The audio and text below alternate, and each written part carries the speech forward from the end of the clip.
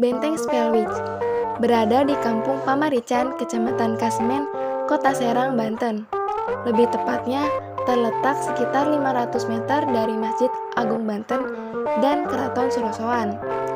Asal-usul dinamainya benteng tersebut diambil dari nama gubernur VOC, yakni Cornelis Jan Spilman. Benteng Spellwich jadi salah satu simbol kekuasaan Belanda di daerah Banten sesudah Sultan Haji menjalin kerjasama dengan VOC.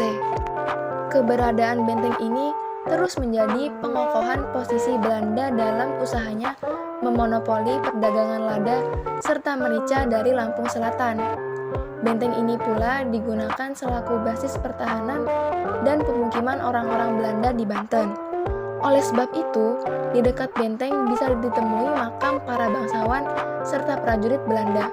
Tidak hanya itu, benteng Spellwich juga digunakan oleh Belanda untuk mengawasi aktivitas yang dilakukan Kesultanan Banten. Seorang petugas pengelola benteng Spellwich, Samudi, menuturkan, pada masa kejayaannya, benteng Spellwich ini berfungsi penting dalam proses perniagaan dan pertahanan Kesultanan Banten di kala itu. Dalam sistem perniagaan, tiap kapal asing yang hendak merambah daerah Kesultanan Banten terpantau dari menara pantau yang terletak pada tiap sisi benteng. Dari pos pantau itu, setelah kapal yang tiba, diharuskan membayar pajak ke pos pajak yang terletak di pojok sebelah barat benteng ini, tuturnya. Benteng Spellwich pula merupakan saksi bisu politik adu domba yang dicoba Belanda, sehingga menyulut perang sedarah antara bapak serta anak penguasaan Kesultanan Banten.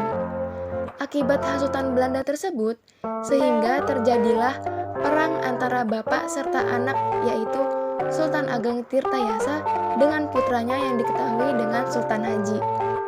Sampai akhirnya, akibat dominasi Belanda yang sebabkan meletusnya peperangan antara bapak dan anak tersebut, lama-lama kejayaan Kesultanan Banten pun runtuh. Sekarang, ruangan-ruangan di dalam benteng tersebut saat ini sudah sirna dan tinggal pondasinya saja.